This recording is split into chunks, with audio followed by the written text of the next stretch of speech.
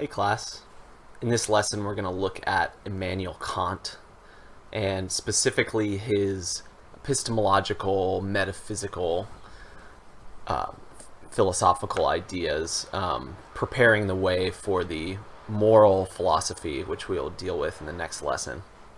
And Kant's philosophy, on the one hand, is presented in a way which is extremely difficult to understand.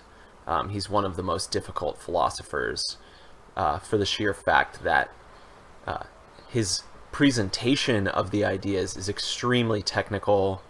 It uses a ton of jargon, and he's establishing all of these new terminology. It's extremely counterintuitive when you first encounter it. But that being said, I think on the other hand, the ideas are actually somewhat straightforward, and given the right presentation can become much easier to understand, translated into a different set of terms. So I'm going to attempt to do that for you. I'm going to try and give it to you in a way. I'm still going to use his terminology. I'm still going to refer to it, but I'm going to try to present it in a way that makes it more comprehensible for you. So he has three main works: the Critique of Pure Reason, the Critique of Practical Reason, and the Critique of Judgment, or aesthetic judgment would be a better term for it. So these three books, there is main three works. There's critical works. And critique, we think of critique as like criticizing someone. Well, that's sort of what he's doing, but he's criticizing the faculties of the mind itself. What are the faculties of the mind, and what can they do responsibly, or what can they do which is within their proper power? How can we use these faculties properly? That's really the central question of this critique. So the critical philosophy is an attempt to evaluate the nature of the mind, what powers it has, what abilities it has, and to find their proper scope, to find their proper application. So in the Critique of Pure Reason, he's looking at what is reason, what is the understanding, what is intellect, and what is the proper use of the faculty, what is the proper use of this power. How can we put it to use in a way that is legitimate, in a way that is in accordance with its power? So the first major idea of the first critique, the Critique of Pure Reason is also called the first critique because it's the first of those three. The first main idea is this Copernican revolution of thought. So Copernicus, he said that we have these heliocentric models. That means that the heliocentric is the one that says that the sun is at the center, and then there's that was his model. But the models that came before that said that the Earth was at the center of the universe and everything moved around it. So you look up in the sky and you see the stars moving and the Earth seems to be at rest. So all of these astronomical accounts prior to Copernicus said that the Earth is at the center and everything moves around. So the Copernican revolution flips that and says, no, actually the sun is at the center and the Earth revolves around it. So there's going to be something metaphorically or analogously going on with Kant, this kind of reversal of what is at the center. So let me just say a little bit more about this Copernican revolution first, about Copernicus himself. So one of the main problems, so Ptolemy had this system that tried to explain this problem, and that is that all of the stars move together, but the planets do this weird retrograde movement where all of a sudden they turn backwards and then go forwards again. So this happens not in one night, so you can't watch the star do this, but if you plot it every day, every night, for a week or two, you'll see that it moves in this line, and every day it goes it's in a new spot, and it moves in this retrograde movement that you see on the side here. So that was something that the previous models could not account for. And Copernicus, his model is able to explain this appearance. It's able to explain this thing that we see. So it explains the apparent movement of the planet by an unseen movement, the movement of the Earth. So while the scientists at the time, Copernicus, Kepler, they could not, Tycho Brahe is another one, they could not observe the movement of the Earth itself because they were on it and they didn't have spaceships or anything like that. All they could observe was the movements of the night sky. So by postulating this unseen movement, the movement of the Earth, these apparent movements, these movements that we can see, can be explained if we assume this unseen movement. So the unseen movement is a kind of hypothesis that Copernicus made, and later it proved to be true. But the point here is that by postulating this unseen movement and by changing what we put at the center, all of the phenomenon, all of the apparent movements can be explained. So that's what's metaphorically going to be the same. So for Kant, it's not about planets, it's not about movements that we observe in the sky, it's about the relationship between the mind and the world of objects that it perceives. So the mind conforms to objects in the world. That was the model of knowledge of Descartes, of medieval metaphysics, and even of Aristotle. So we observe certain things, and the mind needs to conform to those objects, and if it's capable of conforming to those objects, then truth comes about. So that was the model that Kant needs to reverse, that he needs to flip. So he needs to do a Copernican revolution on that model. So what happens then? Instead of the object being at the center of the universe, so to speak, the mind becomes the center of the universe. So objects conform to the mind. This is a very counterintuitive idea. You look at something and it seems like you're conforming to that thing. And that's what allows you to think it. It's a tree because it has the appearance that I see, and my mind acquiesces on that appearance rather than the reverse. So the mind is actually what is at the center. The mind is what objects need to conform to. That's what Kant's idea is. So by doing this revolution, Kant says that we can explain the apparent object, the things in nature, by an unseen activity, just like the unseen activity of the Earth. But in this case, that unseen activity is not the movement of the Earth, it's the synthesis of the mind. So the mind does an activity of synthesizing. It's doing a certain work, and that work, although we don't see it directly, is what is responsible for bringing about the objects of experience. So sensation in the old model was supposed to present a cognizable object, an object which we can think. Cognizable is similar to recognizable, but in this sense it just means something that we can think. So we think the object as something coherent. So the old model says that sensation does that. Kant's model, the new model, the Copernican revolution of thought, says that it's a synthetic activity of the mind which makes that possible. So basically the idea here is that all of our knowledge of experience, all of our knowledge, empirical knowledge, all of our knowledge of appearances in reality, sensible world, and all of this, that is possible only because of the mind, because the mind has a certain structure, it has an intelligible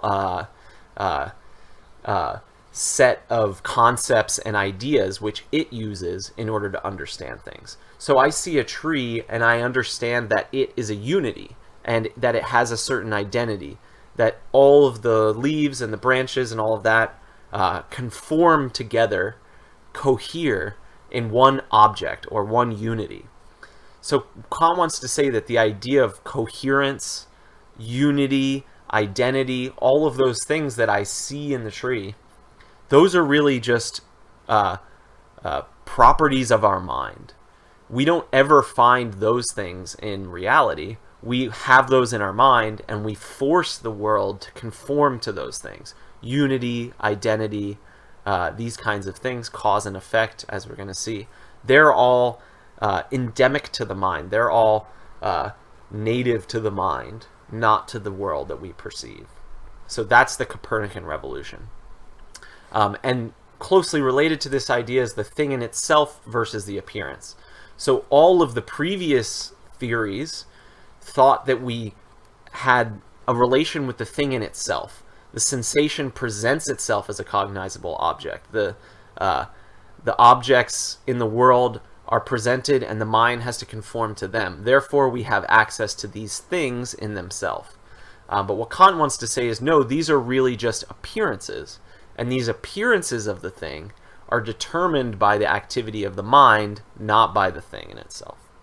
Okay, so that's the kind of overall view that Kant is working towards in the first critique, this Copernican revolution, that the mind is an activity of synthesis, and that is what is responsible for experience. He then goes on to cut this up into three main activities, or three main syntheses. You have the transcendental aesthetic, the transcendental deduction, and the transcendental unity of apperception. So I'm going to go through those three quickly here and explain what they are. So when we sense things, we sense them in two forms, in the form of space and in the form of time. And it's impossible for us to have a coherent experience of sensation that don't have the form of space and time. You look around and you see things spatially related. You see something move, and you see it move as one continuous movement because of a unity of time. It started at T1, and then at T2 it was over there, and that was one continuous time between them. So the mind is what is in charge of these forms. This is what Kant is trying to say. So aesthetic, that comes from the Greek word aisthenomai, to sense, to perceive. And so the transcendental aesthetic, the word transcendental, we're going to come closer and closer to what this exactly means, but it's essentially what it means is the conditions for the possibility of experience. So if we have a certain experience, what is it that makes that experience possible? That's the question Kant wants to answer. And he wants to say that insofar as we have a sensuous experience, an experience of sensations, it will have coherence, it will be intelligible, we'll be able to actually experience something coherently if it has the forms of space and time. And Kant asserts emphatically that these forms of space and time are properties of our mind and not properties of objects. So that's the transcendental aesthetic. It's the forms of sensation.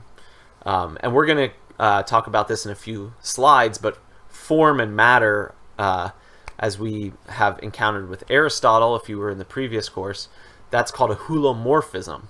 And Kant adopts this idea of hulomorphism, applying it to experience, and says that sensation has a form and a matter. So the form of experience is space and time. The matter, as we'll see in a little bit, is a multiplicity, a manifold, as he calls it, of reality, which comes through the senses, but which on its own has no coherence. Its coherence comes about through the form of sensation of space and time. More on that in a minute. So once we have a spatio-temporal sensation, we apply concepts to that. And that's what the transcendental deduction gets at. What are the possible concepts of our understanding? So if I see a tree, I see it as having a certain spatial determination to it. And then I apply to that spatial determination the idea of unity, or of reality, or of having certain properties, brownness, roughness, and those properties cohere in an object, a substance. And so all of those things, those are thoughts, those are concepts. We apply those concepts to the experience, to the sensation. Because there's a certain spatio-temporal coordination, we can apply a concept to that. And that's what the transcendental deduction gets at. How is it that we apply concepts, ideas, to experience? And then lastly, we have the transcendental unity of apperception. This is the most fundamental synthesis that the mind is capable of. We're going to get to this in a few slides, so I don't want to say too much now, but it's the way that the mind is capable of unifying all of its own experiences such that they form a cohesive unity over time. I have moments in my past that I identify equally with moments in my present, and those form a cohesive unity, which I call myself. And there's a synthetic act, Kant wants to say, that is responsible for making my coherent experience a whole, and that will be called the transcendental unity of apperception. So all three of these syntheses work together to make experience coherent. So Kant's philosophy asks the question, how is cognition possible? How is experience possible? How is it possible that I experience things in a coherent manner? This question, the question of the possibility of cognition, seeks the components of experience. And that's what transcendental philosophy says. So we have these, all of these experiences with all of the data of experience, colors, feelings, warmth, cold, spatio-temporal relations, all of this. That would be the immanent data. So immanent versus transcendent. The transcendent would be what doesn't appear as such, but what is responsible for experience. And that would be an act of synthesis.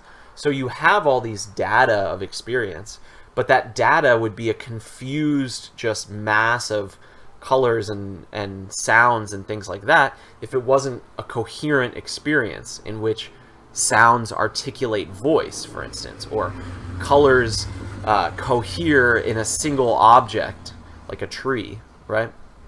So how is it that these components of experience are organized? That's what transcendental philosophy gets at. What is the transcendental? That is what is not immediately given, but what is organizing what is given. So we have a direct access to sensibility. Sensibility is given in degrees of reality. I feel a certain heat. That's a degree of reality. No feeling can ever be a 0 degree of reality, Kant says. That means that every sensation has a certain reality to it.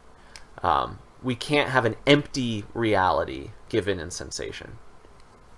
On the other hand, intuition of space and time, that can be completely drained of all reality. Imagine in your mind right now an empty space in which you can draw a triangle or a circle, or you can look at an object and then remove everything that is real about that object and just experience the spatial extension of it. There would be no reality there. Reality is something that it forces itself upon our senses. We see red, or we feel heat, or we feel a certain force of gravity in an object in our hand or something like that. That's reality. There's a degree of reality there that sensibility gives us. Intuition, on the other hand, the form of sensibility, space and time, they can be completely drained of all reality, and they still have some determinacy to them. This pure thought of space and time. So experience requires us to have these two components: a sensibility, this degree of reality given in our body's relationship to things in the world. That's the one half, that's the material half. And then the formal half, the intuition, the spatio-temporal relationships among things. So he says, in whatever way and through whatever means a cognition may relate to objects, and through which it relates immediately to them, and at which all thought as a means is directed to an end, is intuition. This, however, takes place only insofar as the object is given to us, but this, in turn, at least for us humans, is possible only if it affects the mind in a certain way. The capacity, receptivity, to acquire representations through the way in which we are affected by objects is called sensibility. So sensibility requires that we have receptivity to the objects. The objects have to be given to us. He says objects, therefore, given to us by means of sensibility, and it alone affords us intuitions. So the idea is that our sense of space and time arises by means of our sensations. We sense objects, and therefore our mind is spontaneously driven to form it in space and time. He says next that, but they are thought, through the understanding, and from it arises concepts. So we see a tree, there's a certain degree of reality which is received by the colors and the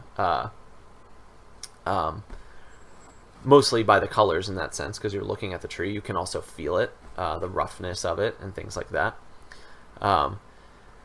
That spurs the mind to grasp its coherence in a certain space. And then thought arises in terms of concepts. And what does the concept do? It does not grasp it straight away in a direct manner in the way that sensibility and intuition do, but through a detour, he says, in an indirect way, by means of certain marks.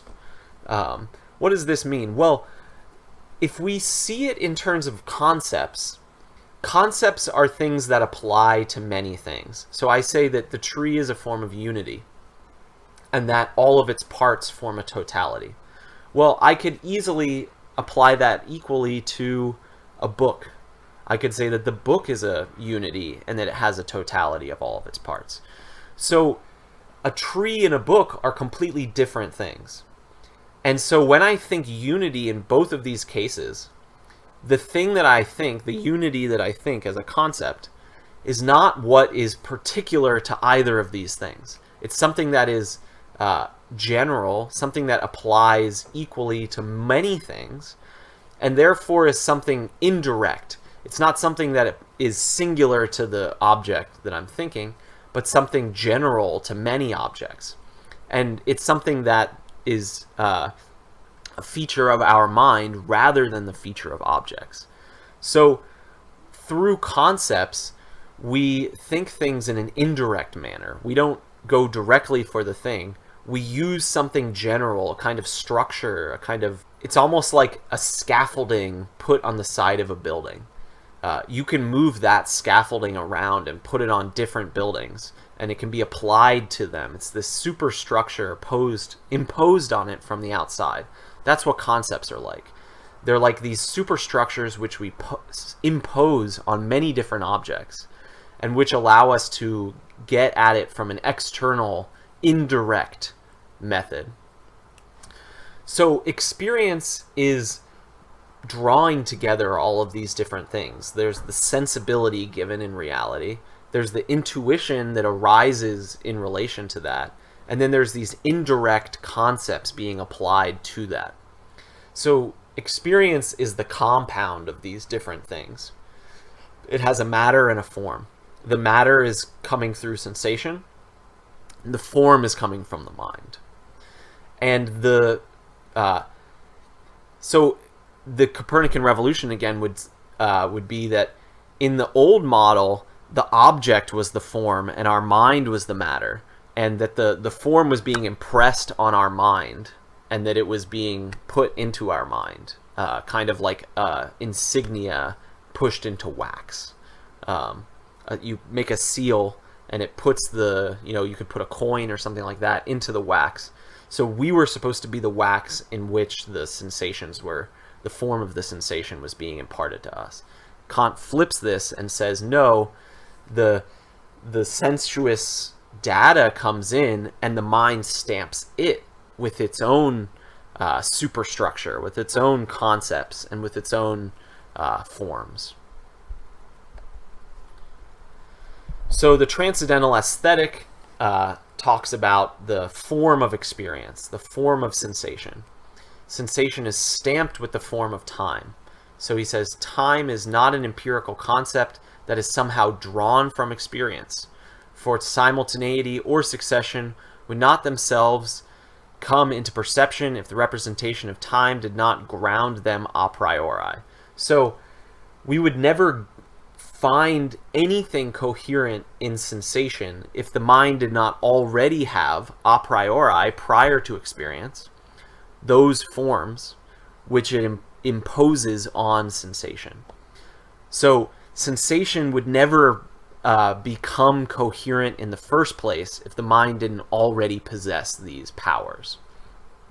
He says only under its presupposition can one represent the several things existing at one and the same time, simultaneously or in different times successively.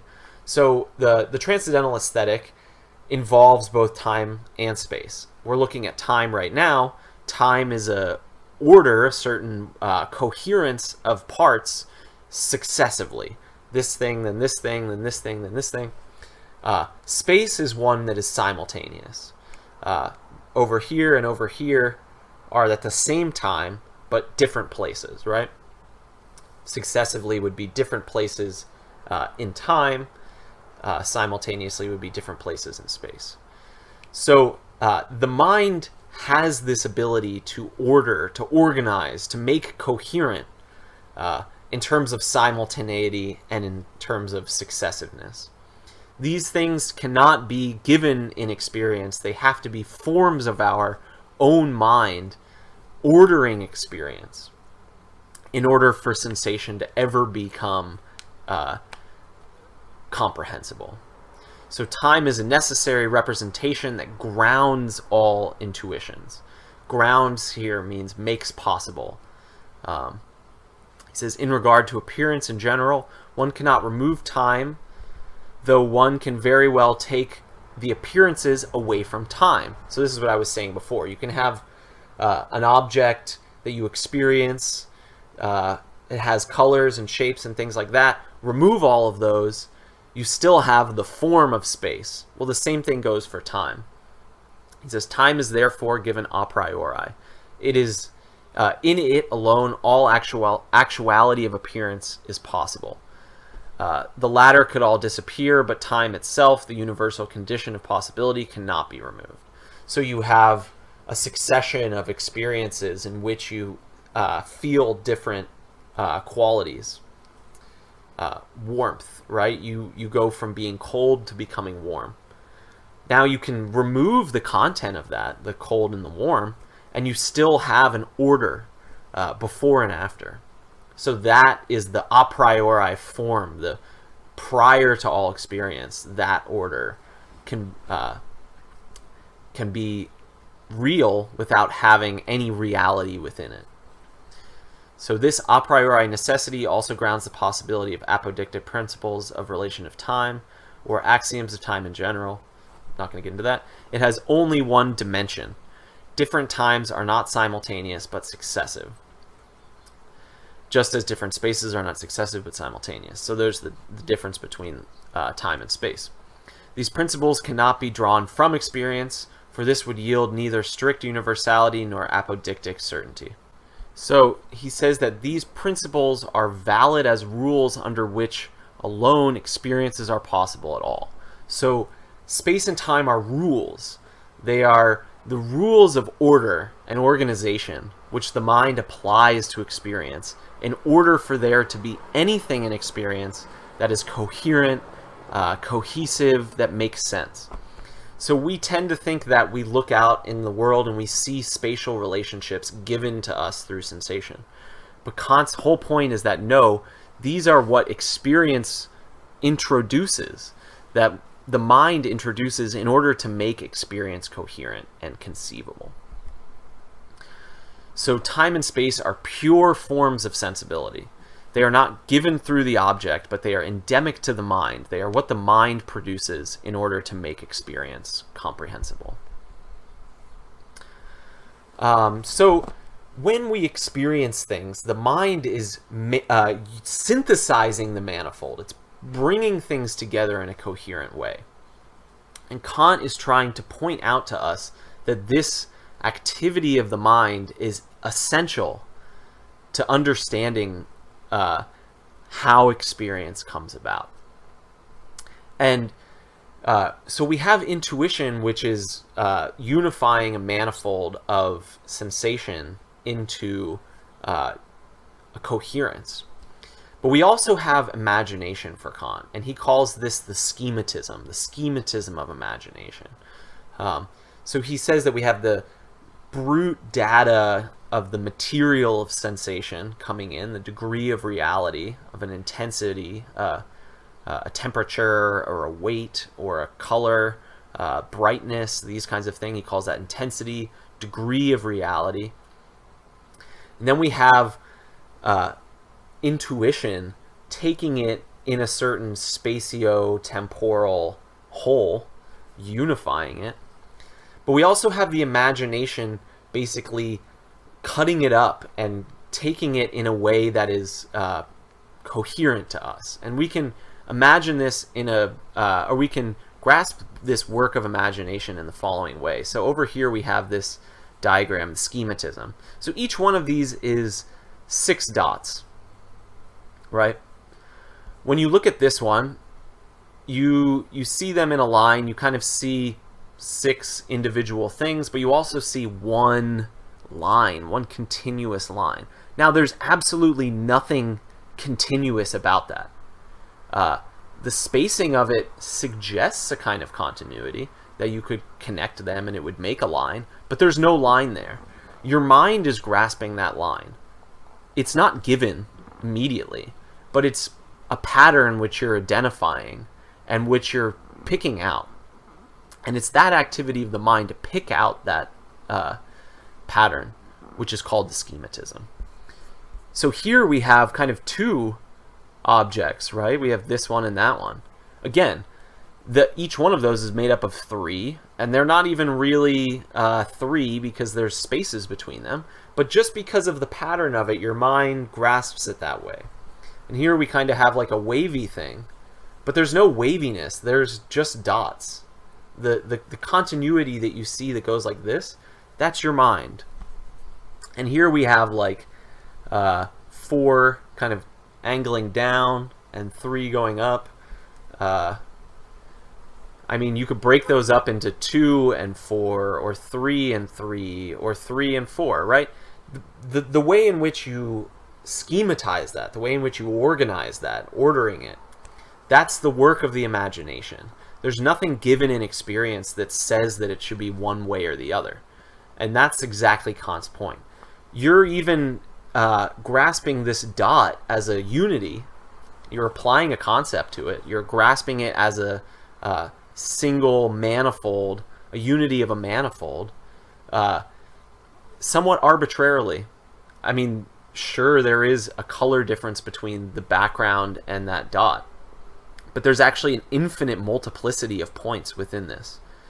You could section off any part of that and make a new unity, or you could take half of it. Why not see this as one object, or even like this, half of that and half of that one as one object together? I mean, that doesn't make much sense. You could grasp like the space connecting these 2 things here as an object. It's possible.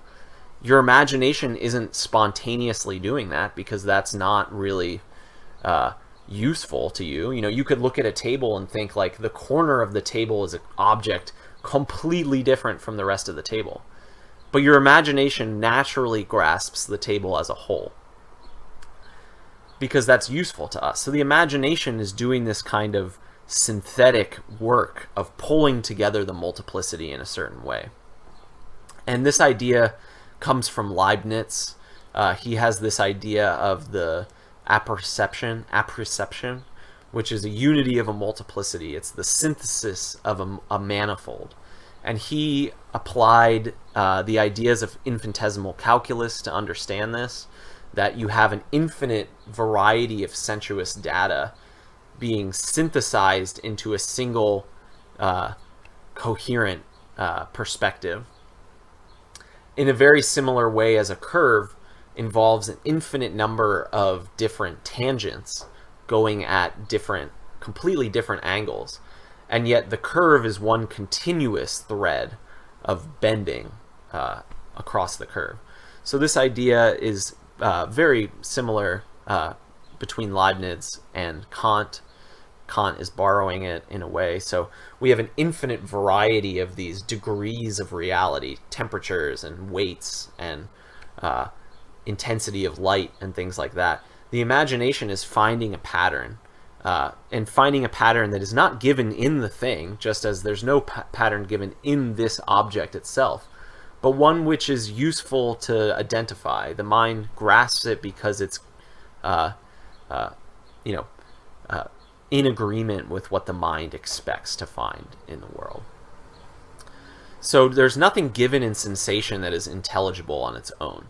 It's by the schematism of the imagination, by the unifying of the manifold of space and time and the forms of intuition, and by applying concepts to those things, that experience becomes comprehensible. So again, one last time, this can be grasped by a concept of a totality of three things. Each one of them is a unity. Together they form a totality. Those are concepts. Those are things that we can apply equally here as we can apply to apples, as we can apply to books and trees. There are 3 trees over there. We unify things by the act of the mind. It's not given in the things themselves, and the sheer fact that it's general proves that. 3 trees, 3 apples, 3 dots. Nothing essential to those objects exhibits the threeness. The threeness is something that we do. It's a detour. It's a indirect way of understanding the thing. It's not given in the thing itself. So Kant goes from this from the transcendental aesthetic, understanding the way the mind synthesizes experience, to questioning the way that certain concepts can be applied to objects. Okay, if we have objects in experience cognized through certain concepts, what are those concepts? How many are there? Are there an infinite number? Are there a finite number? And what are they? So he tries to figure that question out. He says, working up towards this, let's read through here. He says, sense represents the appearances empirically in perception, an imagination in association and reproduction, an apperception in empirical consciousness of the identity of the reproductive representation with the appearances through which they were given, hence in recognition. So that incredibly wordy, confusing sentence is exactly what I was just describing in terms of those dots. You see the dots, there's a certain sensuous given, a brightness of the color of it, and then you have the spatio-temporal grasp of it, of simultaneity, this here, that there, an ordering of it in terms of space. Then you have the imagination associating them, grasping them in a certain pattern. Then you have concepts coming along, being applied to it, unity, totality, these kinds of things. And that's what makes recognition possible, cognition, the coherence of a certain experience. So the unity of apprehension, or apperception, is the synthesis of the manifold in terms of thought. And those thoughts are reducible to 12 categories. Those categories are unity, plurality, totality, reality, negation, limitation, inherence and subsistence, causality, community, possibility, existence, and necessity. Now, this is extremely abstract, and this literally is the most abstract you can get, Kant thinks. If I have a coherence of experience, if things are thinkable in terms of concepts, these concepts have to be general enough to apply everywhere. So if I can see unity in a number of different experiences, or totality in a number of different experiences, those have to be general enough, they have to be abstract enough to be able to apply in all different experiences. So these are the basic forms of thought. Thought uses these in order to understand things coherently. This is what he calls the pure concepts of the understanding. And as we can see here, causality, this is something that Hume had gone for and said, causality cannot be found in any sensations. It has to be something grounded in another way. And he said that it came through habit, and that it was a completely irrational form of thinking. Kant goes against that and says, no, it is one of the very structures of our thought itself, and that it is something that we force reality to cohere to in order to make it objective, in order to make an object, in order to make it coherent. So I'm not going to go into these in depth, and I'm not going to test you on these in depth, but these are the categories. These are the way in which we organize our experience. Cause and effect, substance and accident. That means here's a tree and it has brownness as one of its accidents, as one of its aspects. And the accident subsists within the substance. So it inheres within the substance. So you have a red apple. You connect the idea of red and apple in simultaneity. The red is in the apple. It inheres within the apple. Then you have an apple fall and hit the ground, and it imparts a certain force. Then you have causality. So all of these relationships that we perceive in the world, that we experience, these are the forms of thought itself. They are not coming from experience. They're coming from the mind and being applied to experience. So lastly, we have the original synthetic unity of apperception. So remember, we had the three major syntheses, the aesthetic, the kind of deduction side, the concepts, and now we have the apperception. So this is Kant's rebuttal to both Hume and Descartes. Personal identity, selfhood, the cogito. What is its nature? What is its reality? And what can we really say about it? So Kant goes strongly against both of them. He rejects the idea that it's habit, according to Hume, and that it's this arbitrary kind of conventional thing.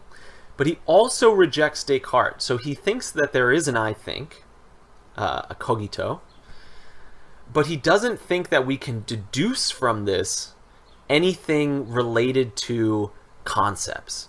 So this is where the idea of critique comes in.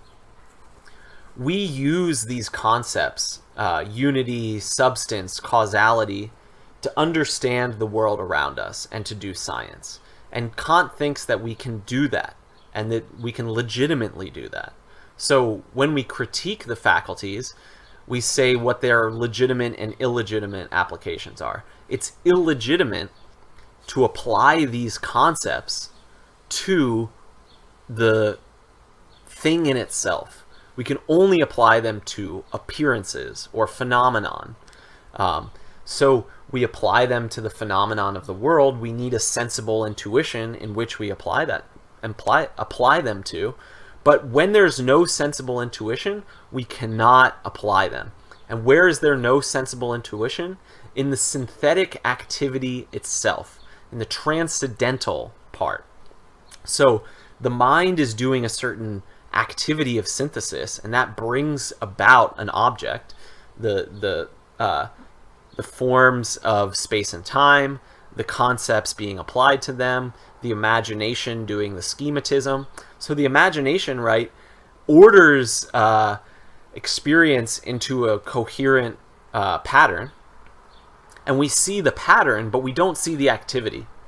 And so that's the thing that Kant wants to say. We cannot ever apply concepts to that activity itself.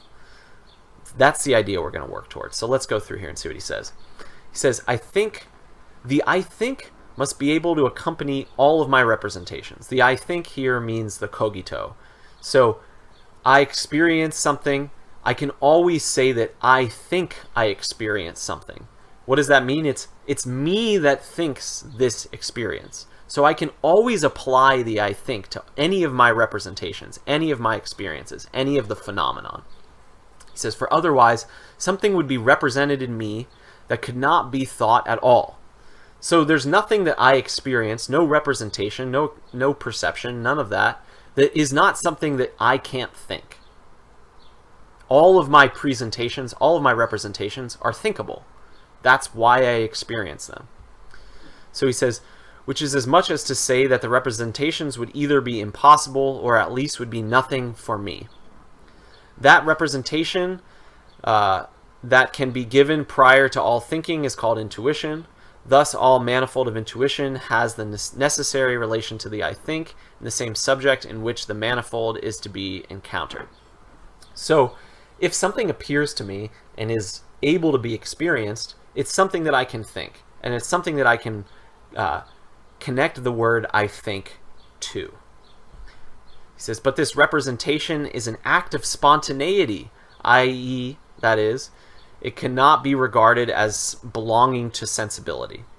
I call it the pure apperception in order to distinguish it from the empirical one, or also the original apperception, since I call that self-consciousness, which, because it produces the representation I think, which must be able to accompany all others. So there's this spontaneous activity of the mind synthesizing experience. That is not something that can belong to sensibility. It's something that makes sensibility possible. It synthesizes it. This is closely related to the distinction in Descartes between formal and objective reality. The formal reality, the very unity of thought itself, is not an objective reality. It's not something given in experience. It's not something that the mind thinks. It's not a content of the mind. It's the entertainment of it. It's the unifying of it. So all of experience is being organized by thought, by a synthetic activity, but the activity itself is not something given in experience. It's not something we can look at. So we know that we're synthesizing. We look at the dots and we see a pattern. But can we look at the activity of drawing out that pattern? No. But we know that it exists. So, therefore, it is only because I can combine a manifold of given representations in one consciousness that it is possible for me to represent the identity of the consciousness in these representations itself. So, I synthesize and unify the manifold, the diversity of experience, all of these different sensations and spatial relationships and patterns and all of that. That is the condition of the possibility. And that's what transcendental philosophy is getting at, the conditions for the possibility. The mind is a synthesizer. It's something that is bringing things together. Now we can analyze that synthetic unity into all of these different parts. But none of that will ever be, handing us the activity itself. The activity is something continuously going on. It's a fluid operation of the mind. It's not something we can grasp as an object. This gets to this fundamental idea in Kant between noumena and phenomena. The noumena is the thing in itself. It's the real activity of the mind. The mind can be grasped in terms of a phenomenon, in terms of a appearance, but that's not the thing in itself. The thing in itself is the synthetic activity. The synthesized product is the phenomenon. The mind makes possible this coherence of experience, and we experience all of these coherent presentations and appearances, but we never have an appearance of that activity itself. So it's on the basis of this synthesis that they are bound together and synthesized into a whole, but we never grasp that activity itself. So he says, combination does not lie in the objects and cannot, as it were, be borrowed from them through perception, and by that means first taken into the understanding, but is rather only an operation of the understanding, which is itself nothing further than the faculty of combining a priori, and bringing the manifold of given representations under the unity of apperception, which is the principle, which principle is the supreme one in the whole of human cognition. So there's this supreme principle in all of human cognition, the synthetic activity of combining in general, combination. So we have experience that is combined and unified. We can never look at that activity of combination. It combines anything: senses, ideas, memories, feelings. The greatest diversity you can possibly imagine is combined by the activity of this synthetic unity.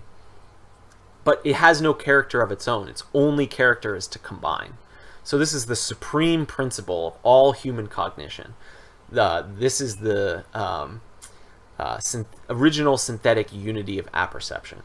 So what is the soul? It's not a substance. It's not a causality. It's not a form of unity or totality or any of these things. It's the activity which does that. It's the activity which achieves that.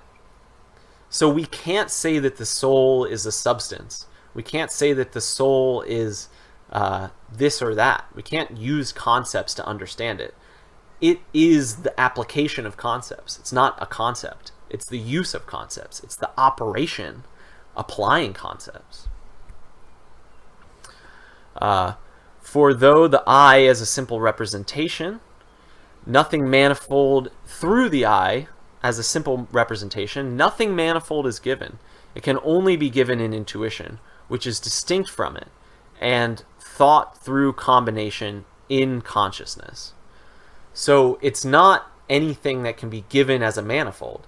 It's purely an activity of combining. So what does this mean? It means that we have a merely indirect knowledge of ourselves. If we understand ourselves through concepts, we have an indirect grasp of ourselves. We understand ourselves as a unity, as a causality, of a community. All of those things are concepts which the activity of our mind uses. So here we have the critique of the faculties. We critique them by saying what their application is. Where can they be applied reasonably? Where can they be legitimately used? Kant says that false problems arise from applying concepts to reality beyond experience, to things that are not given immediately in sensation. So we don't have a sensation of the whole universe. We have a sensation only of the parts of the universe that are immediately presented to us. So when we try and say what the origin of the universe is, or whether it exists in a finite time or an infinite time, or these kinds of metaphysical questions, we apply concepts in a way that it goes beyond their scope. And when we try to understand God, we say God is an infinite substance or things like that. We're misusing concepts. Concepts are only to be applied in empirical intuition. That's the idea. So when we try and understand the soul, again, we say that it's a substance or a unity or these kinds of things. No, what we're doing in that case is misusing our concepts. And we're going to come to what he calls antinomies or paradoxes.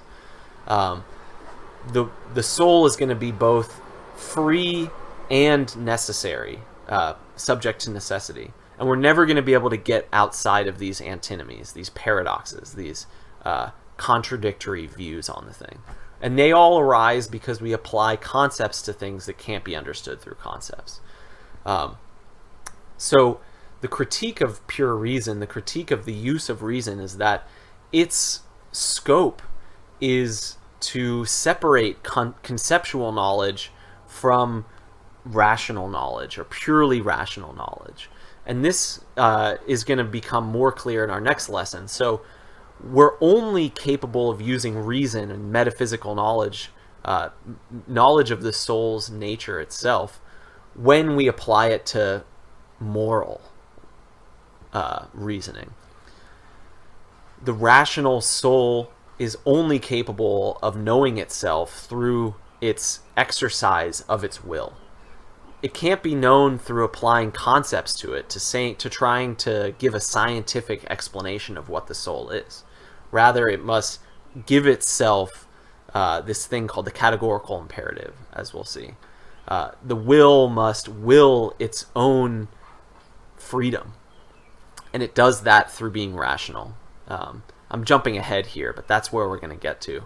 So the mind is a kind of activity, it's a kind of will, it's a kind of synthesis. It acts and makes something. And what we know is the results. We know the phenomenon that it produces, the coherence of experience. But the soul itself is not one of those representations. It's not one of those coherent things that is created. The soul is not a substance, it's an activity that produces substance as a concept. So through the Copernican revolution of thought, the activity of the mind is put at the center. It's the movement of the mind which organizes everything. The synthetic activity of the mind is what is at the center, and everything else conforms to it, rather than the opposite. The mind conforms to the object. And transcendental philosophy explains the conditions of experience, the origins of experience. How does it come about? What processes of the mind are necessary in order for there to be coherent experience? And those are, again, intuition, which is the form of space and time, imagination, which grasps a certain pattern, and the application of concepts to imagination. It says that it's a totality, a unity. There's a relationship of inherence of a property within a substance, or of causality between substances.